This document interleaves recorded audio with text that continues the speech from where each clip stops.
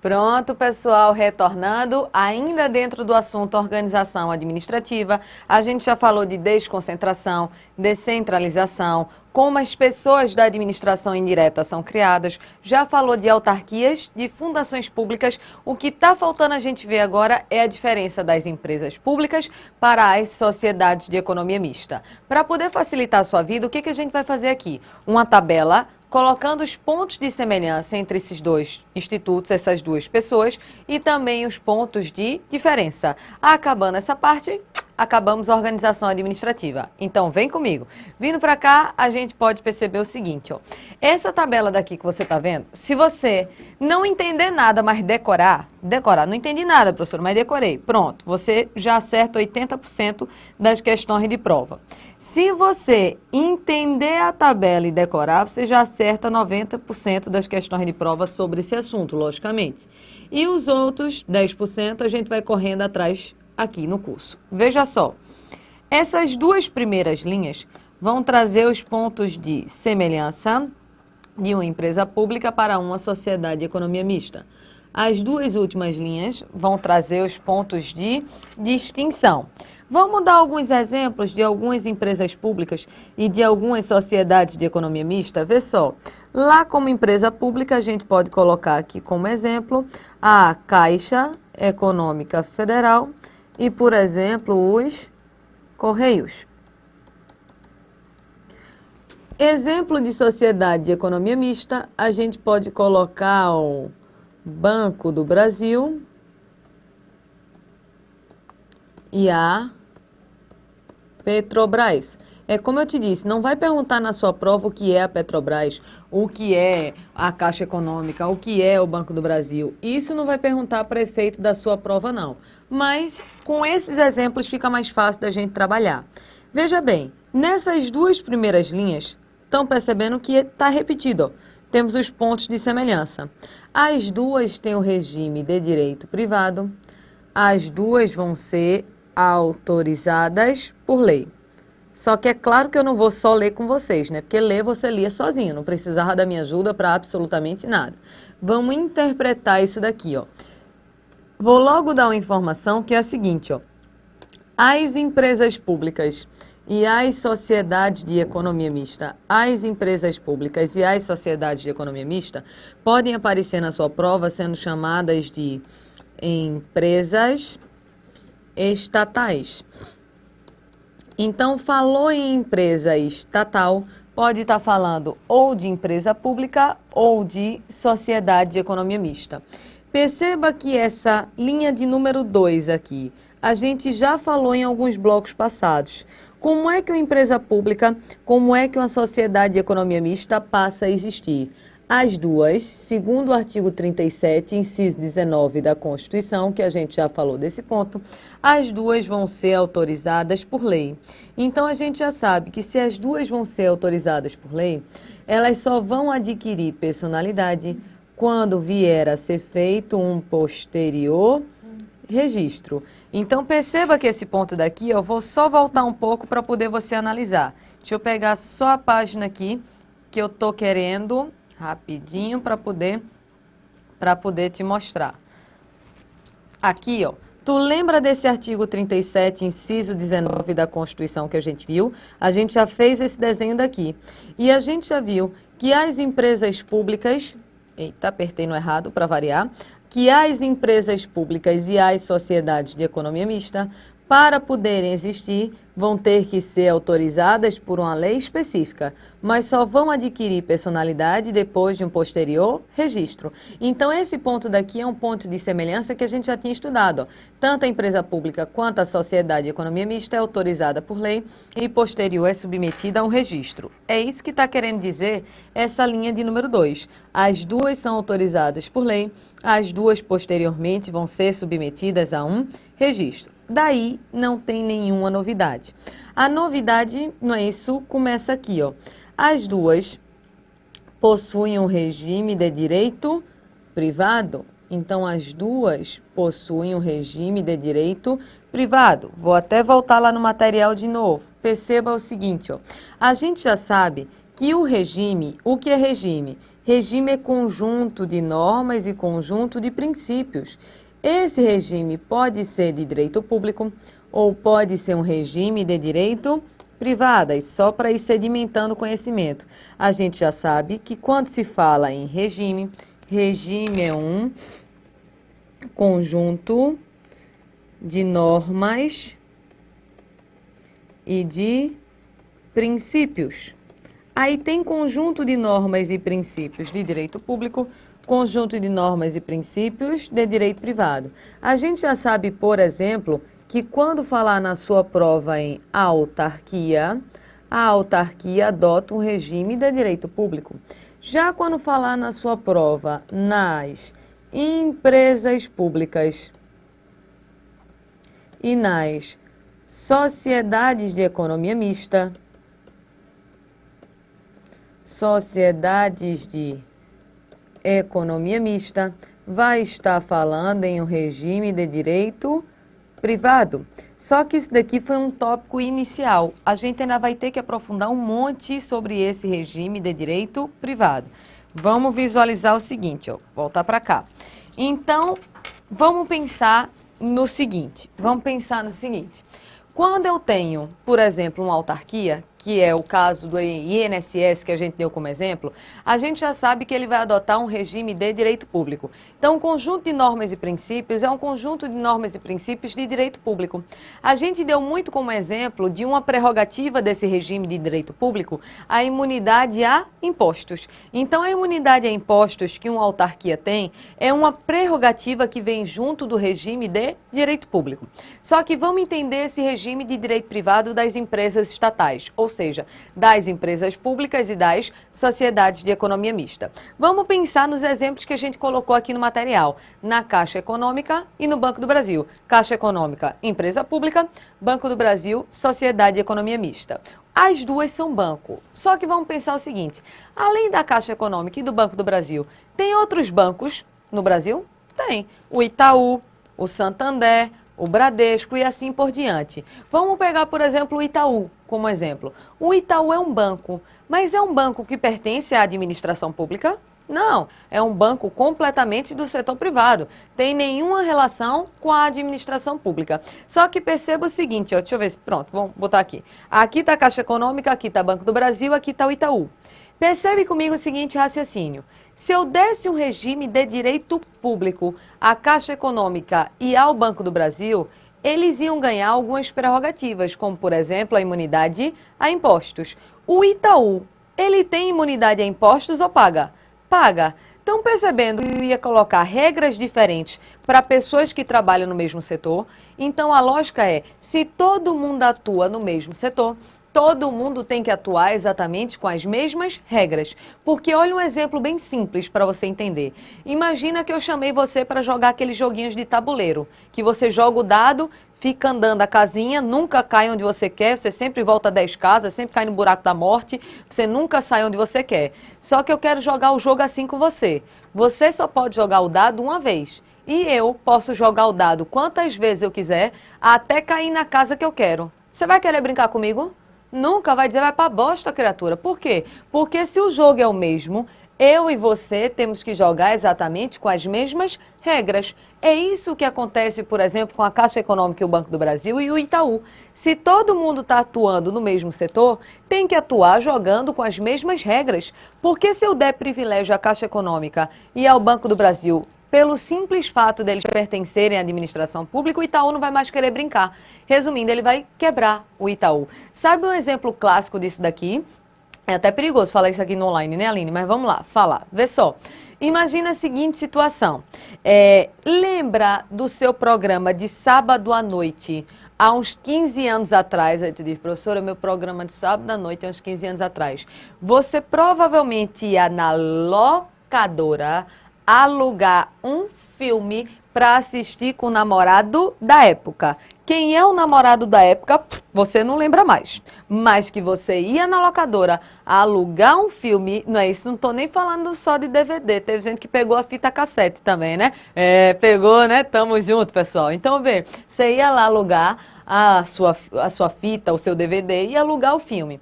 Você percebia que existia não sei quantas locadoras. Hoje, você acha alguma locadora por aí? Quando você acha uma coitada perdida no mundo, que até hoje eu não entendo como é que ela ainda sobrevive. Porque cá entre nós, ninguém vai saber não. Você aluga filme? Não, né? Você compra, né? É. Você compra na loja, lá na loja americana?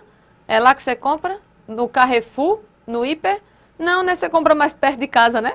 Você compra no carinha que vende lá os filmes, que é o famoso pirateiro. Aí de professora, que absurdo, eu sei, é só entre a gente, ninguém está escutando. Só que perceba, o pirateiro, quando chegou, ele quebrou o setor das locadoras. Sabe por quê? Responde em casa. Em casa ninguém vai brigar com você, não. Eu te dou duas opções.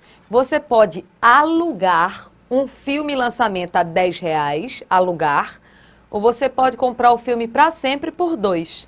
Você escolhe o quê? Alugar 10 ou comprar por 2? Responda. Escutei. Escutei. Claro que você vai comprar por 2. Por quê, minha gente? Porque você vai gastar muito menos e ter a porcaria do filme pro resto da vida. Mesmo que você não assista nunca mais o filme. Mas ele é pro resto da vida. O brasileiro é meio possessivo com as coisas. Então a chegada do pirateiro foi assim, ó. Foi tirando cada vez mais a clientela da locadora. Até vi algumas pessoas dizendo assim, bem feito para a locadora, quem mandava alugar o filme caro. Calma aí, pessoal. O pirateiro, por que ele bota o filme a R$ 2? Qual é o gasto que ele tem? Ele vai na loja americana, compra um tonel de DVD daqui para baixo, ó, daqui para baixo de DVD, chega em casa, bota no computador a energia, talvez seja gato, baixa tudo que é filme, copia, começa a vender. O gasto dele é basicamente nenhum. Agora o cara da locadora, qual era o gasto dele? Né? Aluguel do prédio, funcionário, tu sabe que funcionário vem os encargos do funcionário, energia, água, IPTU, direitos autorais. Então por que ele botava R$ 10? Porque ele estava pagando muita coisa, então não tinha como ele botar um valor menor. Então perceba, o pirateiro não pagava nada. O cara da locadora estava lascado, pagando um monte de imposto, um monte de encargo. Eles estavam atuando no mesmo setor, que é o setor de filmes. Só que eles estavam jogando com a mesma regra ou com regra diferente? Com regra diferente. O pirateiro tinha muito mais vantagem em relação à locadora. Então, o que o pirateiro fez com a locadora?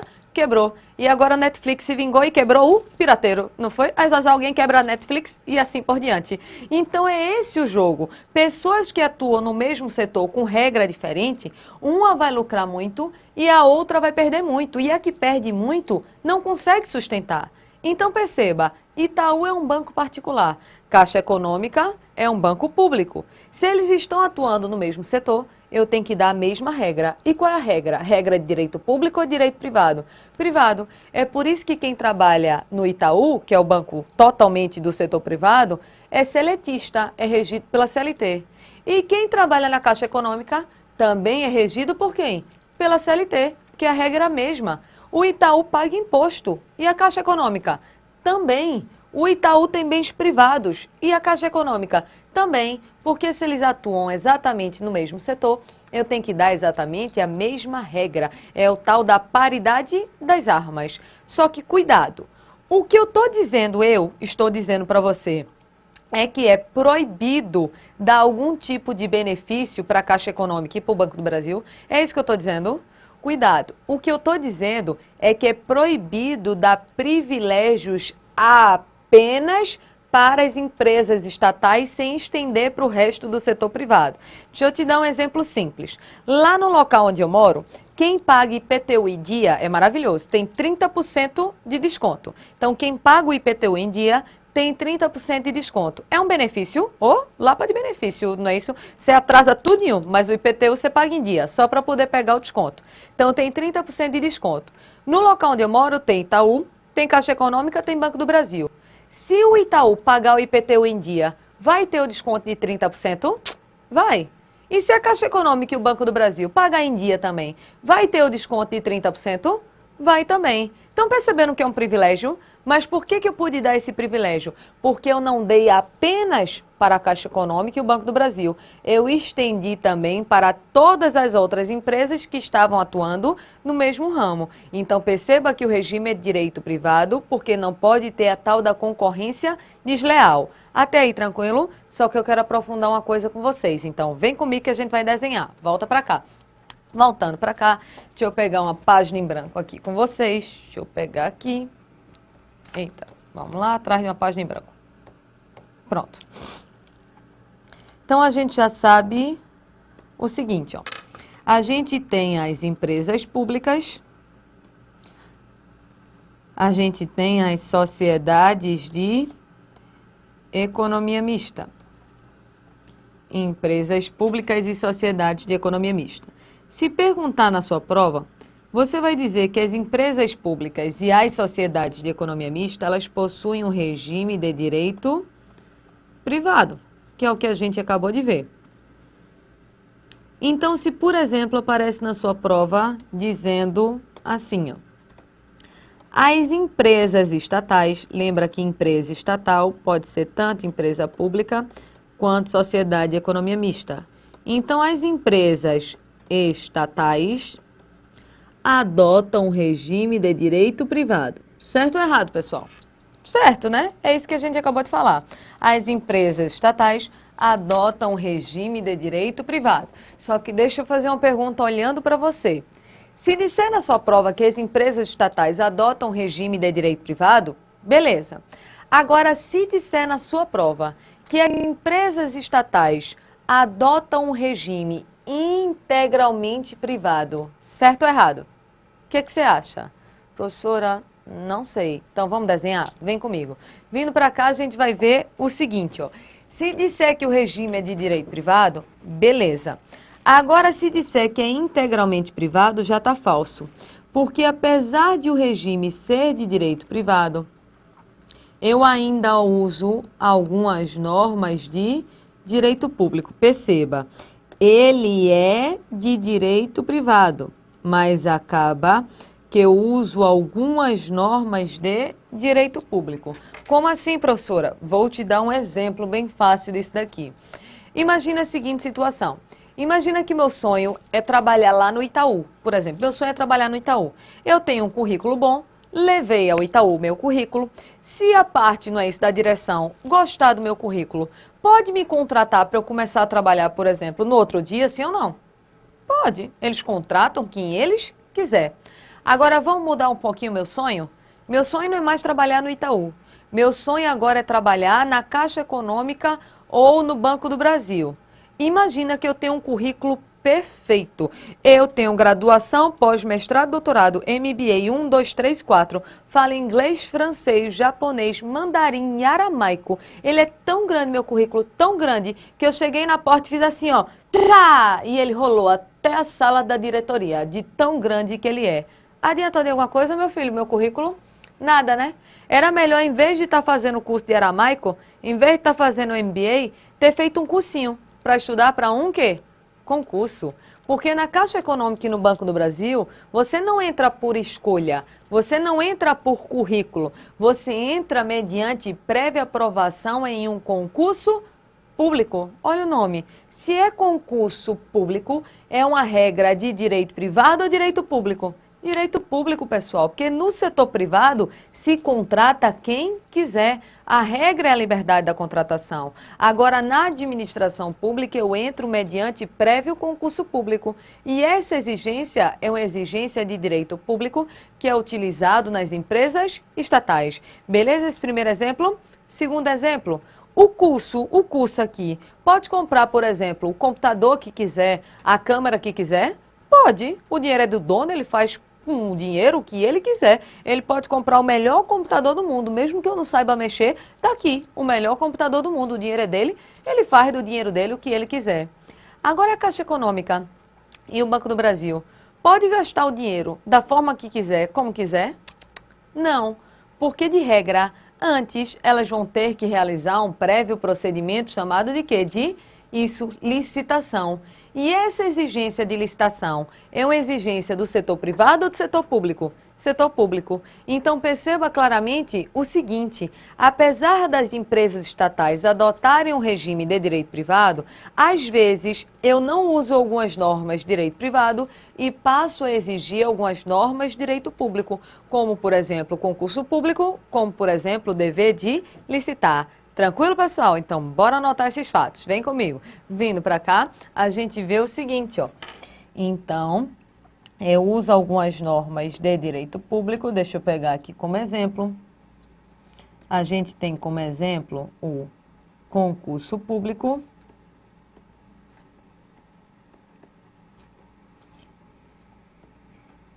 e tem como exemplo o dever de realizar a licitação. É por isso que em algumas provas de concurso diz que, na verdade, esse regime das empresas estatais é um regime híbrido. O que é híbrido? É misto, misturado público com privado. Então, imagina o seguinte, questões prováveis de prova. Se disser que nas empresas públicas e nas sociedades de economia mista o regime é de direito privado, certo ou errado? Certo. Se disser que nas empresas estatais o regime é híbrido, certo ou errado? Certo. Se disser que o regime é integralmente privado, certo ou errado? Errado, porque ele não é integralmente privado. E se disser uma frase mais ou menos assim, ó, apesar de as empresas estatais adotarem um regime de direito privado, este será derrogado parcialmente por normas de direito público. Aí tu diz, professor, entendi muito bem a frase não. Então vamos escrever? Vem comigo de novo. Então vindo para cá a gente observa o seguinte, ó, apesar de as empresas estatais adotarem um regime de direito privado, deixa eu pegar aqui a caneta, pronto, ou seja, este regime de direito privado, ele vai ser derrogado parcialmente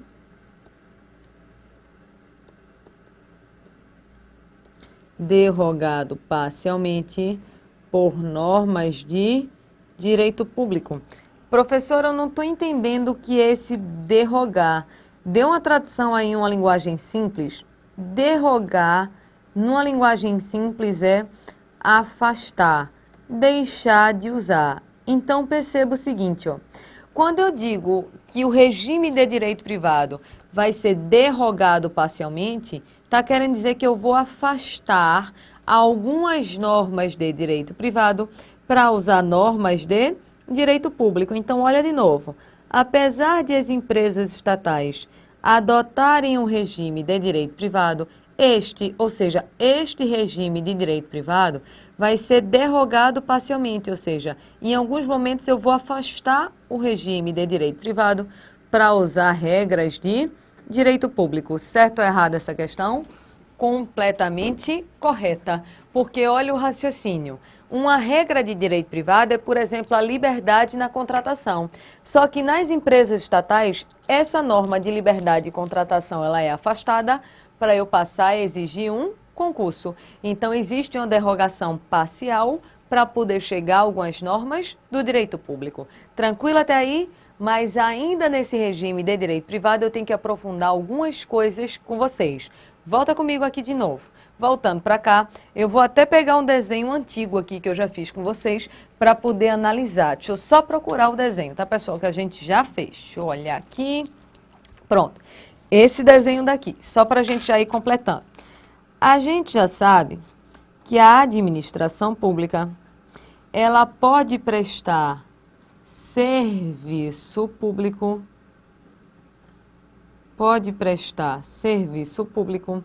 ou ela pode desenvolver uma atividade econômica.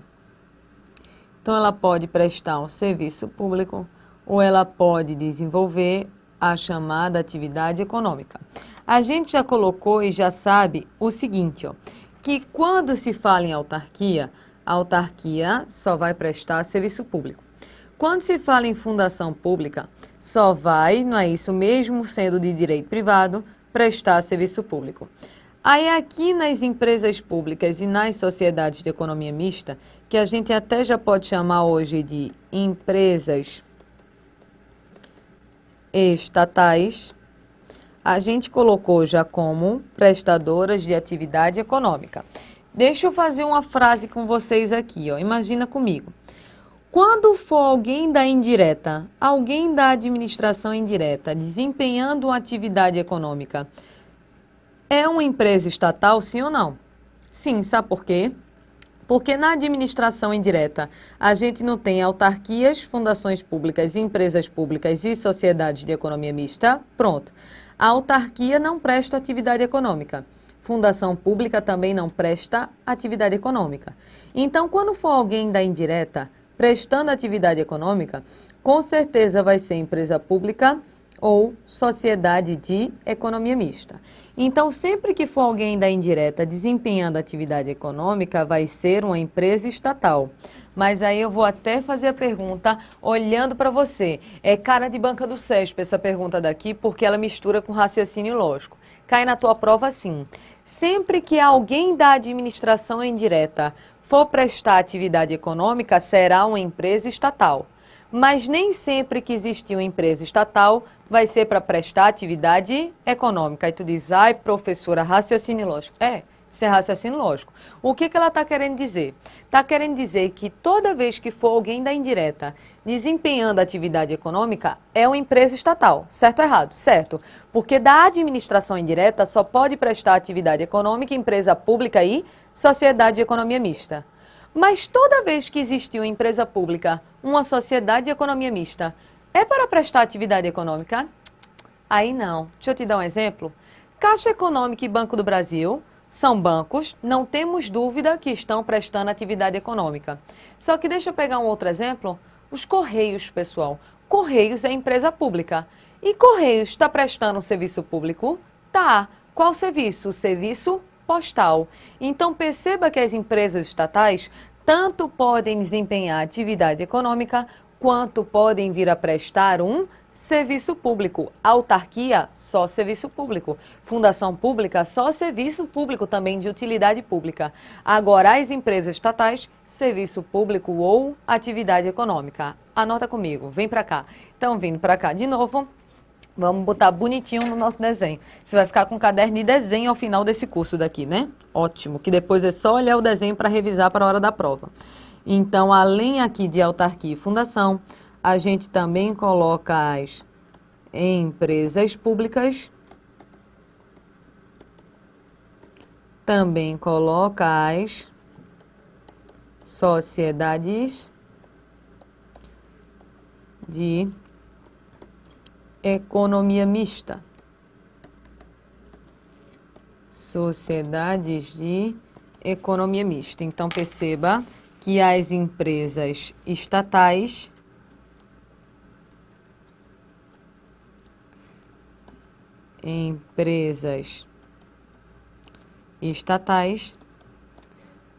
podem tanto prestar serviço público como podem vir a desempenhar atividade econômica.